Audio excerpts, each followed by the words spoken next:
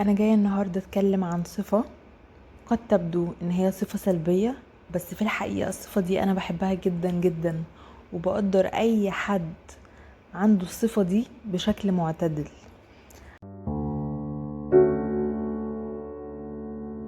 البنت الانانيه، البنت اللي بتحب نفسها، البنت اللي بتدي لنفسها الاهميه فوق اي حاجه تاني في الدنيا، ولو كان مين، ولو كان مين ما يكون. هي رقم واحد، هي الاساس، هي اللي بترسم طريق حياتها، هي اللي بتختار مين يدخل حياتها ومين يطلع، هي اللي بتدلع نفسها وبتشجع نفسها وبتسند نفسها بنفسها، ولو وقعت بتقوم نفسها، هي اللي بتطبطب على نفسها، هي اللي بتحن على نفسها وبتقول لها كلمة طيبة وبتشجعها وبتعاكسها في المراية وبتشتغل عليها وبتطور من نفسها وبتزكي نفسها.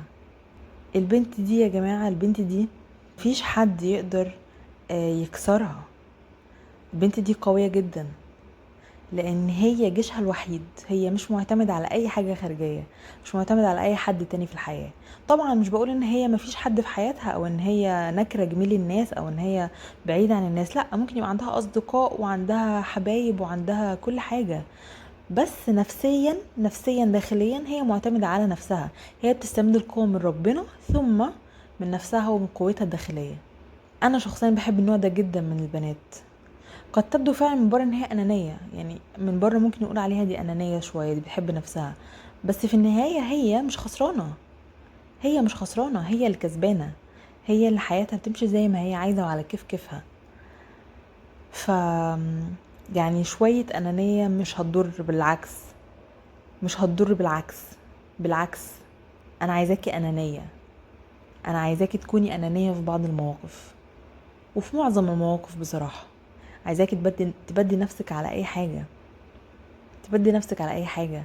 لو انتي ام، لو انتي زوجة، لو انتي صديقة، لو انتي بنت، ابنة، يعني لو انتي اخت، كل الناس اللي في حياتك المهمين بالنسبة لك واللي انتي ممكن تيجي على نفسك شوية علشانهم، علشان تساعديهم وتديلهم سبورت.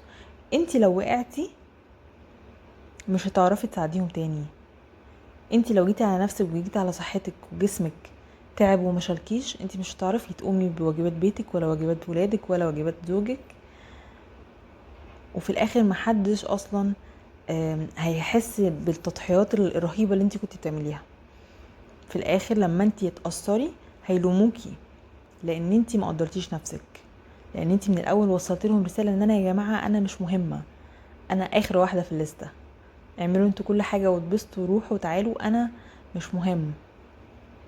فهم ما وصلهمش احساس يعني ما وصلهمش اهميتك، فما حسوش بيها.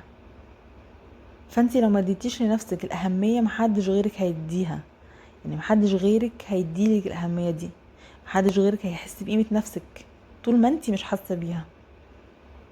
رجاء خليكي انانيه، خليكي انانيه وما تخافيش.